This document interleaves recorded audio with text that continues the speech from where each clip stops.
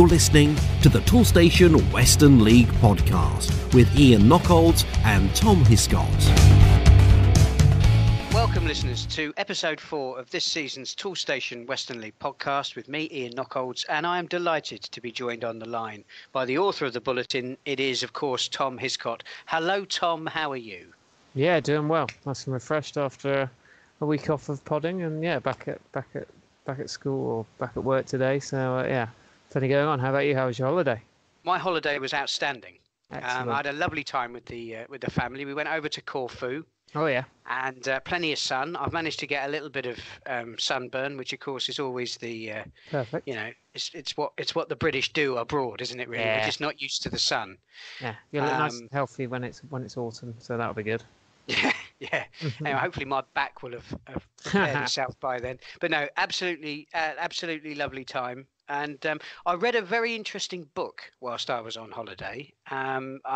Within day, I don't consider myself to be one of the world's great sort of book readers, so the listeners don't need to worry that they're going to get a long lecture on different authors and all the rest of it. But I read a book called A Season with Verona. Okay. Which is written by a chap called Tim Parks, and is basically, it's what it says on the tin. He follows Verona in Serie A in the Italian league for a season, and it's a fascinating book. It's incredibly interesting, not least because it also talks an awful lot about sort of what's going on in Italy at the time. Now, you might wonder why I'm talking about this on the Western League podcast. Well, perhaps actually holiday reading is something that we should touch upon from time to time. But it was a really good book. I don't really get, like many people, I don't get the chance to read very much at home. So actually, it takes a holiday and some time by the pool for me to do it. But it's a fascinating insight into sort of fan behaviour over in Italy. And although we're really only concerned with non-league football over here, and some fantastic books, of course, have been written about following non-league sides home and away. In the English leagues, but just as a little colour, just as a little aside, it was a fascinating read, thoroughly enjoyable. And if anybody is going on holiday, either now or in the not too distant future, then I suggest getting hold of a copy if you can, because I think you might enjoy it. Anyway, we're not here to talk about that, are we, Tom? We are here to talk about the football fixtures of the week concerning Saturday the 31st of August. Of course, we weren't around last week, so plenty of fantastic football went on then, and unfortunately we won't have an opportunity to reflect on that, but we really are going to get our teeth into the first qualifying round of the FA Vase. We had an absolute bumper crop of fixtures on Saturday, Tom, and we're going to start right at the top of the alphabet, aren't we? Almondsbury against Buckland Athletic.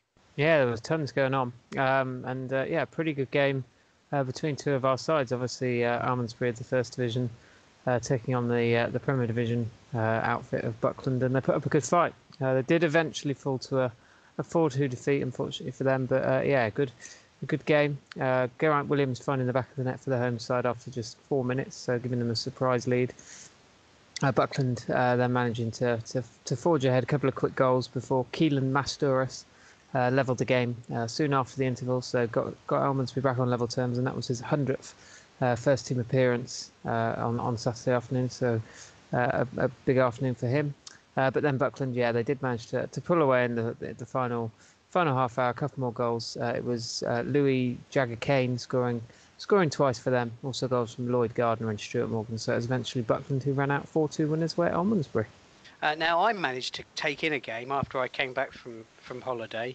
I was at Devises for their match against Stockbridge, and very pleased to see that my hometown club managed to record their first win of the season. It was quite entertaining in the first half, but it turned into one for the purist in the second half. So I think Devises will be pleased not only for that first win, but also to make it through to the next round of the competition. But an all Western League tie for our next feature match, Tom, and this one went to extra time. It was Odd Down against Portishead. Yeah, pretty tight affair, this one between Odd Down and Portishead.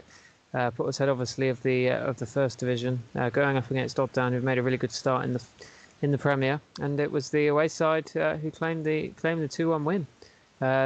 Jack Sell, very much starring for Portishead, managed to grab a late equaliser during normal time to send the game to the extra period. And then it was he again who scored in the extra half hour, and it was Portishead who prevailed and moved on to the next round. A 2-1 win after extra time at Down. And now, Shepton Mallet, they took on fellow Premier Division side Wellington, and it was an emphatic win for the home side. It was. Early season has been really, really promising for Shepton Mallet, and this is another sign of, a really good start. A 4-0 win at the expense of Wellington. Jack Fillingham looking like an absolutely brilliant piece of business for them. He scored twice. Scored 1 goal in either half, so another brace for him. And there was also goals for Joe Morgan and Tyler Davis. So pretty comfortable afternoon for Shepton Mallet, and they progress 4-0 win. Jack Fillingham your boots. It definitely is at the moment. That's your tabloid headline. There we go. If that does get used by any newspapers in the Shepton Mallet area, I hope I get a credit. Anyway, moving on to a team that's really doing very, very well in the Premier Division. Bradford Town. They were away to Solent University, and their good form continues, Tom. Yeah, thumping win this one, 7-2 down in Southampton, and Gary Higdon, another off-season signing, and a hat-trick for him. So a big afternoon for Bradford and a big afternoon for him. There was also goals from Matty Morris, Tyson Pollard, Charlie Madison, and then pretty late on, substitute Lewis Powell added a 7th. So fantastic away win for Bradford, and they move on to the next round. Gary Higdon. I think we've had him on the podcast actually back in his days at Melksham when he became their all-time leading goal scorer. But yes, I mean Gary Higdon. They're proving that the grass is perhaps sometimes at least as green on the other side of the fence. It is. Got a lot of time for Gary. Very nice chap to talk to, but seeing him pulling up trees for Bradford is, as somebody who's got Melksham close to his heart, it's a bit like watching your wife run off with Richard better looking man. Anyway, we won't go down that street. Let's not. We'll go up a different street, and it's Street. And they were taking on Crediton. And again, their return to the Western League, which I think a few people were a little bit worried about how they do this season, Tom. But, they didn't need to worry, did they? No, not at all. Another win for them, a 3-0 victory at home to Crediton. And 2 goals from Cameron Andrews. He's had a good start, the captain. He scored twice. There's also a goal from Ollie Hebbard to help them see off Crediton. So, 3-0 win for Street. And finally, our FA Vase roundup is completed by Wells City. They were at home to Millbrook, and this one went to extra time, Tom. Did a really dramatic game down in Wales.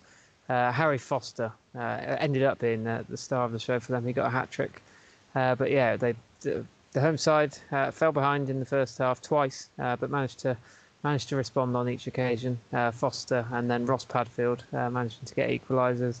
To make it 2-2, and that was how it stayed for quite a lot of the afternoon. We get to the second half of extra time before the next goal comes. So a long goalless period, but then Foster managed to score his second of the game in the 112th minute to put Wales ahead.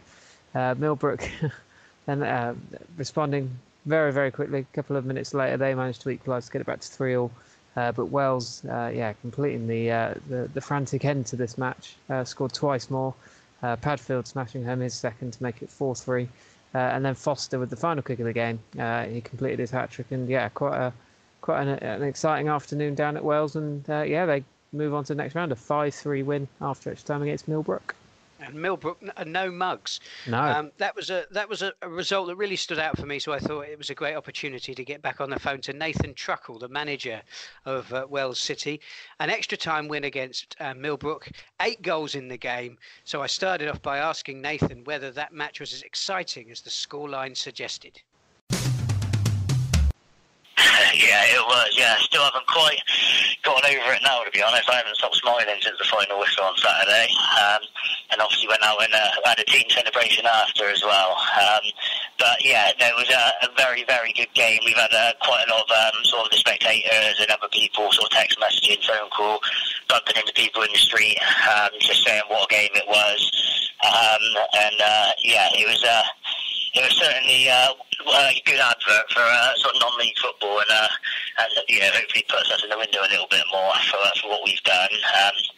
But yeah, no, it was like I say, the first half obviously it was a 2-2 draw the first half time, and then the second half didn't really produce too much, and then it was waiting until the last 8 minutes of the extra time for the game to bang back into life again, and then we had a quick fire sort of few goals in that as well. So edge of the seat stuff, but it's just just glad that we were the ones who came out on top in the end. I mean, were you worried in extra time when the game went to extra time? Did you think you'd blown it then? No, to be honest, because first half we didn't really do ourselves any justice. We didn't play that well. I think we're fortunate to go in at 2 at the break. I think Millbrook did have the better of the first half. Then we did grow into the game in the second half. I think it was a fairly even second half. We probably edged it. And then into extra time, again, I'd say we probably just edged it in the first half. And then, obviously, we went 3-2 up with about 7 minutes left to play. And then they scored an absolute screamer with about 3 minutes left. And I thought, right, we started to talk about penalties, as you do, say who we're going to have taken them. And then, yeah, with that, we scored another 2 goals to take it 5-3. But there was never any worry there. It was just more frustration at letting it slip that late, and obviously thinking we're going to penalties, but then the character shown by the boys to then go and get another 2 goals, it meant sort of respect to them for doing that. Now, Millbrook are currently top of the Southwest Peninsula League's Eastern Conference. So how much did you know about them before the game? To be honest, this is where social media has actually played a big part in what we've done. We've just sort of gone through the Twitter and everything like that, and we've just been looking at all their results. As soon as we knew we were playing them, we've gone through all their results and kept an eye on them. So we sort of knew a few players that have been highlighted for goals or assists or anything like that. And yeah, just pretty much just looking on Twitter, seen a couple of videos. Other than that, Ian, it was sort of just go out there and give it what we've got, and then just see how we get on. And to be fair, I said they did have the better of the first half, and we started with a 3-5-2 formation, which didn't work, and they went 4-3-3, and they had the better of us. So we actually changed our formation after about 35 minutes and matched them up, and then we got a better foothold of the game. And we always thought that could be the case because it is going into the unknown. You don't really know too much about another team, but yeah, no, what we did know, we tried to give that information on to our players, and we felt we did enough in the end, and like I said, merited the victory. Now, next up, it's Newton Abbot Spurs, the conquerors of Welton Rovers in the last round, but you've got them at home, so you must feel confident you can progress further in this competition. Yeah, I think, with what we're trying to build and, players we've got and everything, we go into every game. You want to be confident going into every game. Obviously, a victory like that and the way that we've done it on Saturday, that does give you a nice little boost. All the players, bouncing off each other after the game. And we have got a good group of boys in there now. Again, it's an unknown team. Even other Spurs, we don't really know a lot about them. To beat Welton 4-0, they've got to be, quite good, pretty handy, really. So, again, we'll just go into it, and I think if we can put, our stamp on it and play the way we want to play, like you said, at home, take advantage of that, being at home, then, yeah, you could go on again, but you can't take it for granted at the same time. You don't know what we're going to come up against. I think any team in and around this standard of football, they're always going to be up for it, and anyone would fancy their chances. So it's one of them. I think we just have to wait and see. And if we turn up, then I'm hopeful we'll be able to progress. So if things are looking good for you in the Vase at the moment, they're looking very good in the league. 3 wins out of 4. Are you surprised about how well you've started this season? I wouldn't say surprised. I don't want to sound like big-headed with it or anything, but we have, myself and CJ, the other manager, we sort of slightly disappointed with how we finished last season. We ended up sort of bang mid-table in 10th, and we were a little bit disappointed with that. So we sort of came up with a game plan and sort of like where we wanted to take it this year. And as always, you want to improve on what you've done the season before. So we said anything, above that sort of top 8 was what our objectives are. But we've gone out and sort of got a good group of players in. I think we signed 9 players for the first team, and I think 8 of those 9 have come from higher leagues. So, our ambition sort of was there for everyone to see that we do want to be at the top end of the table. and challenging. So obviously to win what we have already, and it's a good foundation. But when we played Ashton and Backwell at home, we didn't do ourselves justice. We were second best on the day and deservedly lost. So it just shows that we don't turn up in the in the Division 1 of the Western League. You can't lose. You've got to be on your game every game.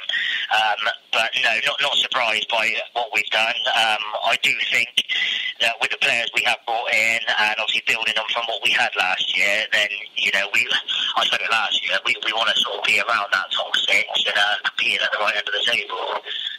Well, you mentioned there that you brought in 9 new players in the pre-season. Are there any names that the fans should particularly be keeping an eye out for? Obviously, around Wales and surrounding areas, everyone sort of knows everyone around here. So the players that we have brought in, you sort of got Craig Herod, Ben Amgar, Harry Foster from Street. They've come in. Ross Padfield, an old Wales player from Shepton Mallet, he's come back and he's now been given the captaincy. Tom Hill from Shepton, he's come in. Harvey Hadrill from Chilcompton. I just keep going. They're sort of quite well-known names around the local circuit anyway, and that is what we want to do. We wanted to just build on that local base that we've got, and we feel we've got a great opportunity to be successful with local lads. And obviously, hopefully with that, that'll encourage more people to come back and start watching us and try and get the gate numbers up and just build a good family atmosphere at the club. Now, you've mentioned that you're hoping for a top 6 finish this season. Which teams do you think in the First Division will be fighting it out with you up at the top end of the table? I think it's going to be tighter this year with a sort of a top 6 or 7 teams. Obviously, we've already played sort of your Oldland, Sherbornes, Radstock and Ashton and Backwell. And all 4 teams have improved from last year. As you can see by the table, I know it's early days, but Oldland's obviously haven't lost since us. Sherborne haven't lost since us. Radstock, I know, they're ambitious this season and want to be at the top end of the table. And they've got a very, very good setup there. But for me, it would be, I think, Cheddar are always going to be there and thereabouts. Obviously, from last year, they were unlucky not to go up, so I think they're going to be wanting to try and win it this year. Ashton and Backwell, I think, are going to be right up there. So obviously, we would like to be up and around that. And I think you've got Sherborne, we're a very good team, Oldland are a good team, and Radstock, really. And then obviously, you've got your Carns. I know Caution were put as early sort of front runners, but they've probably been a little bit disappointed with what they've done so far, but they're always a threat as well. So for me, you've got a good sort of 7 or 8 teams there that can all, beat anyone on a given day. Now, you've got Warminster up next, then it's Newton Abbot in the Vase, and that pushes your league game against Cheddar back. Warminster and Cheddar, of course, 2 very good sides. You just mentioned you thought Cheddar would do well. Are you happy that you don't have those 2 games back-to-back? To be honest, it's every game, because I have had a look at sort of our fixtures and everything, and I think every game is going to be a tough game. So, whether we had Cheddar on the Friday night or, midweek, whenever it was after these games, I think you're always going to have a tough run, because I think obviously going from Warminster to Newton Abbot, it's going to be hard game after hard game, and, we've got like Carnes coming up, Bishop's Lydian coming up. Obviously, Warminster are a very good team. I didn't even mention them a minute ago. They're going to be there and thereabouts, because they've got a great setup there and a good manager in. So for me, just you've got to play every game as and when it comes. And as I said earlier, you just need to make sure that we can keep the boys, on top form going into every game. You've got to be on it every game, 95 minutes, and make sure we're applying ourselves the right way. And hopefully then, come the end of the season, you're going to be there or thereabouts, really. And my thanks to Nathan for his time. So congratulations to all of our sides that have progressed into the next round, the second round of qualifying in this season's FA Vase. Early stages it might be in that competition, but certainly for those clubs that were successful in the first round, it's proved to be financially, hopefully, quite beneficial. The winning clubs at that stage of the competition get £550, and if clubs can progress into the first round proper, then the prize money for winning in the second round of qualifying is £725. So a nice little bonus there for the sides in the Western League that are doing well in that competition. The second qualifying round comes thick and fast. It will actually be upon us on September the 14th, so that's only a couple of weeks away. And the full draw for the second qualifying round of the Vase is on the Western League website. You can see that in the fixtures page. And you go to the 14th of September for that. And of course, there'll be information from all of our respective clubs. Congratulations again for all those teams that did make it through. And of course, in the next couple of weeks, we'll be keeping up with our side's progress in that competition. If you're thinking, Toolstation, I know they'll save me money, but do they have all the top brands? You know, DeWalt, Makita, Einhell, Stanley, Myra, Kudox, Nest and Santex. Yeah, they do. Over 15,000 trade quality products in the range from the leading brands with prices that are hard to beat. If you want a helping hand to save on your next job, try Toolstation. With over 300 branches, there's always a Toolstation near you. Now, we did have one match in the Premier Division. It was the small matter of Bridgwater Town taking on Plymouth Parkway. The immovable force meets the unstoppable object. Well, this was a result in front of a huge crowd, Tom, that has really thrown the Premier Division, all the cards back up in the air. Yeah, I mean, it may have went under the radar a little bit on Saturday, obviously, with all that Vase action. But there was the one Premier Division tie, and it was Bridgwater who managed to beat Plymouth Parkway 2-0 at Fairfax Park. Obviously, Parkway having made a stunning start to the season before then. But yeah, came unstuck. A couple of goals just for half time, so it was all the action came at once. Bridgwater striking in the 43rd minute. They went ahead. Jack Taylor, obviously one of the leading scorers last season, he put them ahead. Then just after that, so in first half stoppage time, Bridgwater awarded a penalty, and Jake Llewellyn, he doesn't seem to miss penalties. I don't think he got. At least 5 or 6 last year, I can remember. And, he fired home another one, doubling their advantage on the cusp of half-time. And, that was how it stayed. They managed to keep Parkway at bay, and Bridgwater came away with the 3 points. Karl Baggaley is a manager that, of course, many regular listeners to the podcast will remember hearing from over the last few seasons. And that fantastic victory against Plymouth Parkway, again, another eye-catching result from the weekend. So I contacted Karl and started our conversation by congratulating him on that excellent victory. Yeah, really delighted. It was the first time so far this season where everything's kind of clicked, gelled, and, like I say, great team performance from the first minute to the 95th minute, really. So, no, me and Dave are really pleased. I mean, was it a case of a perfectly executed plan? Did you go into the game thinking that you could take all 3 points from Parkway? Yeah, there's a strong belief in our squad. You know, that we can obviously go better than what we did last year, and to prove that, we need to be competing against the teams of your Parkways and your Bittons, if you know what I mean. And like I say, Saturday was just one of those games where there was no game plan as such. It was just go out there, be better than the team you're playing against, and fortunately for us, it all come good. If we take that result against Parkway into account, you've had a relatively slow start to your campaign this season. Have the first 2 results of this season been frustrating for you? Yes and no, really. If you know what I mean.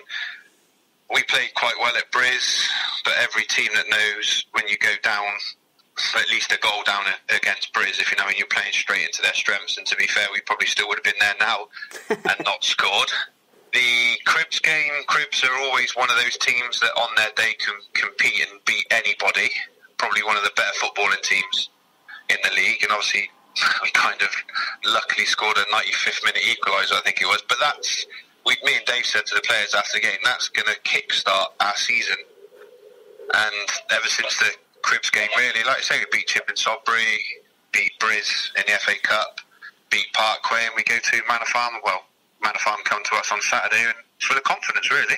I mean, you couldn't get 2 more contrasting results, could you, than the Brislington matches? I mean, you've played them in August, in the same month. They beat you on the opening day, and then you put 7 past them at your place. Yeah, I think it was one of those. We had a bit of a point to prove, if you know what I mean. Like, credit where credit's due. They deserved the win in the league game. and obviously kind of celebrated as any team do, if you know what I mean, and kind of that stuck a little bit in our players' head, if you know what I mean. Yeah. We were obviously disappointed that we lost the game, and then listening to their celebrations kind of spurred us on a little bit, really. So, Bitton and Parkway are already topping the table at this early stage of the season. Do you expect those two sides to still be there come the final knockings? I think this year it could be anyone out of 6 teams. I think Bradford. I think people kind of underestimate Bradford. I think they've strengthened quite well in the summer. You got Tavistock, that no one really know anything about, but obviously won the Peninsula last year. Exmouth, we know from we played them in the Vase last year, we know how strong they are. And then you've got like your Bittons and Parkway. So I wouldn't like to put any money on who would win the league this year. If you know what I mean, I think it's potentially out of 6-7 teams. Well, we've talked about the size of your club in our previous interviews, and the potential that exists for Bridgwater to be playing at a higher level. Is promotion your aspiration this season? It always has been, if you know what I mean. Me and Dave, when we took over, we always said that within 3 years we'd like to be competing for Southern League football. Last year we had a really good season, and it was just a case of just building on from that. That's all we've wanted, really, as a club, as a management team, is just to improve on the previous season. I think we finished 7th the first season, but got attendances up for the club. Finished 4th last season, attendances up again. And obviously this year we're just going to try and better than what we were last year, and again the club become a bit bigger than what it is. So you and Dave, you've had your feet under the table for a while now. Another pre-season under your belt. Were you happy with the way that pre-season went going into this campaign? We competed against some very good sides. If you were to look at results-wise, over pre-season they weren't the best. But that is purely down to the fact that we did have numbers. We were kind of trying to find a formation that we wanted to play, trying to fit personnel into different positions, if you know what I mean, just to adapt to how everyone was. So this is probably the first pre-season where we've had really, really good numbers, and we can trial different formations, different players elsewhere, if you know what I mean. So it was pleasing this pre-season. Results weren't, but every game or every team that we played were a league or 2 leagues above us, and we competed, which was what we wanted, if you know what I mean. We didn't get overrun by anyone. Now, what about your business in the transfer market? Are there any new faces you've brought into the team that you think that the fans will really take to this season? I don't want to big him up, but you'd look at the street lads that have come in. They've come in, fitted quite well. Like I say, you've got Steve Murray up top. Every fan's going to like him because he does score goals. You've got Dave O'Hare, centre midfielder again, another player that will score goals. And then you've got Ross McElwain that just adds a little bit more experience at the back. Jamie Laird, very, very experienced. It was a bit of a surprise that we've kind of signed him, if you know what I mean. But no, it's pleasing that everyone now wants to come and sign for me and Dave and Bridgwater, if you know what I mean, because obviously everyone can see, a bit like you said, the size of the club and what is going on at the club. You were certainly one of the teams that were being talked about at the beginning of the season. I mean, do you think that there is perhaps a growing weight of expectation on you this season? I think there always is, if you know what I mean, just because of, like we said, the size of the club. That's always going to bring expectations, and then people see the signings that we've made, which will then also all of a sudden bring extra expectations. But now that me and Dave know exactly what we want, we've told the players exactly what we want, and we're not going to go out and broadcast anything, if you know what I mean. But like I say, we've got targets, the players know the targets, and we just go from there. If we can beat the targets, then come May, then we'll all be very, very happy. Before we get to May, you've got the small matter of a home tie against Bristol Manor Farm in the FA Cup coming up this weekend. We've already talked about your aspirations to be playing at a higher level. If you were playing at a higher level, you'd be taking on sides like Manor Farm every week.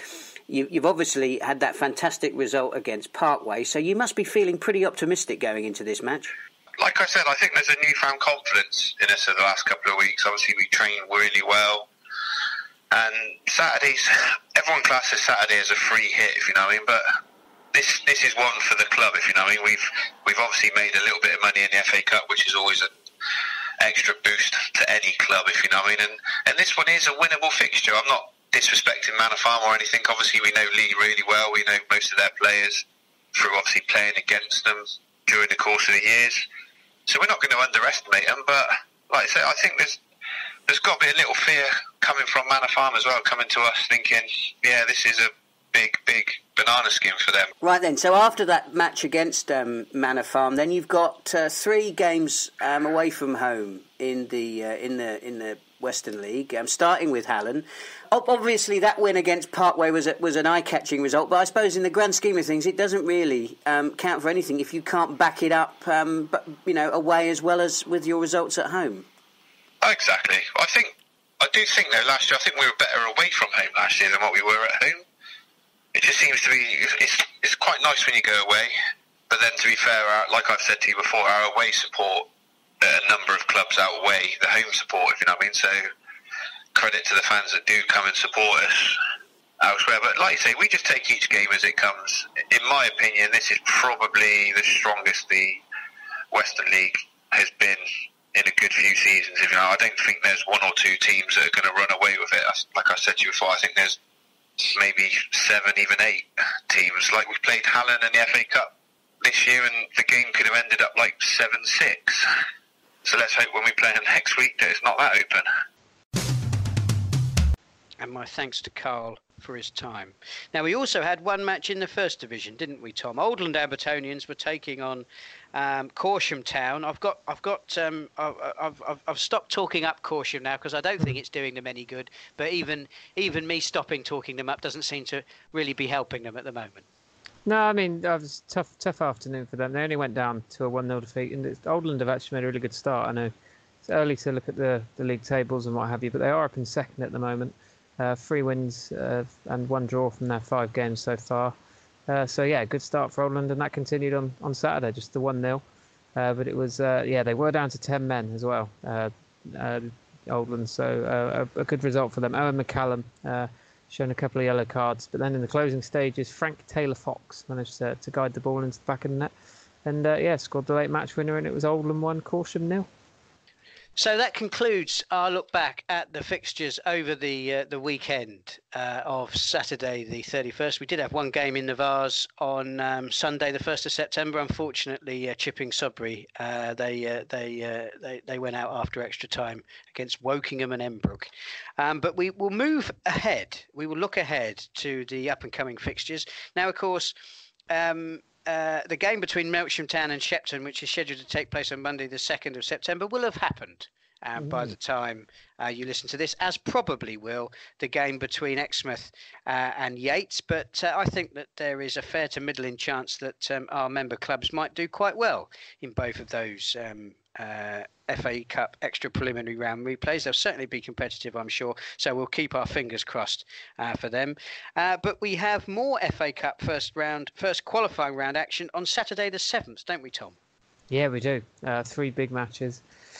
Obviously hoping that Shepton and Exmouth may be able to join them on Saturday afternoon and play ties themselves. But yeah, the 3 that we know, first qualifying round, we've got Bridgwater Town hosting Bristol Manor Farm.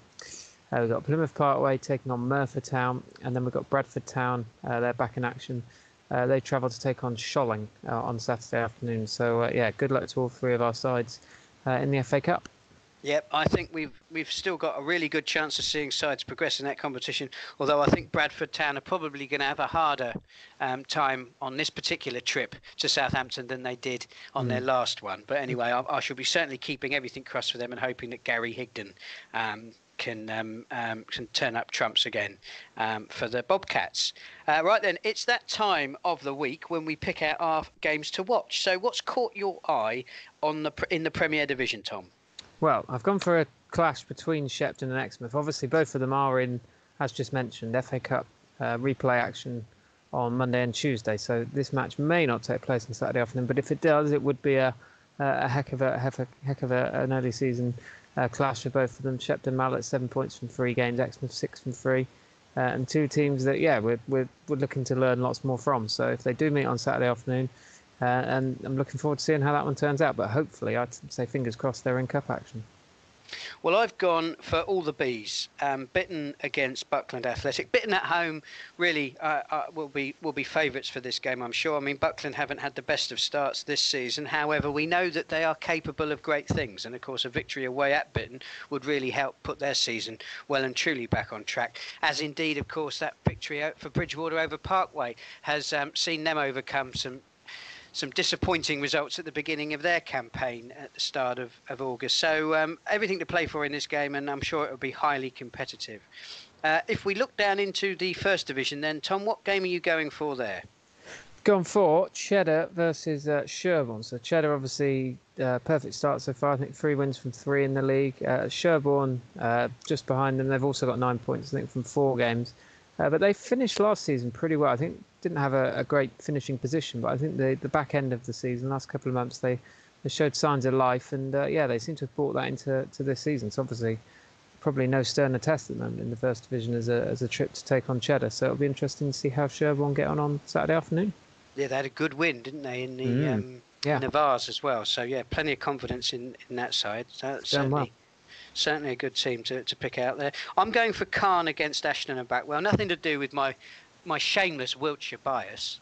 But I think these are two. Obviously, we know these two sides have started the Western League campaign very well. Ashton and Backwell have, they've had some good results, and we heard earlier in the podcast from Nathan Truckle that he was impressed by them, and of course we know Cairn going very well as well. So I think that would be a very competitive match in the First Division. Excellent. Now, as we always do, Tom, we have been reviewing your excellent bulletin. Where can the readers find that? That is on the Toolstation Western League website. There's a tab on the top which takes you to the most recent bulletin, and that's also about halfway down the homepage as well. You can download that as a Word document or as a PDF. So that's whirring along every weekend. Excellent stuff. And of course, now we've got a few games under our belt. I think next week we'll start to look at how the league tables are shaping up, and dare I say it, the goal scorers as well. Yeah, I think we like waiting for September to see how those sort of things are going. So yeah, should be back in the bulletin next week, and we look forward to reviewing those next week. All the stats, all the time. Lovely stuff. Oh yes. Tom, thank you very, very much indeed for welcome. Your time. Great to have you back on the podcast. We've had our little, I was going to say a winter break, but we don't really have one of those. But anyway, it's great to have you back. And listeners, we'll be back on next week's Tool Station Western League podcast.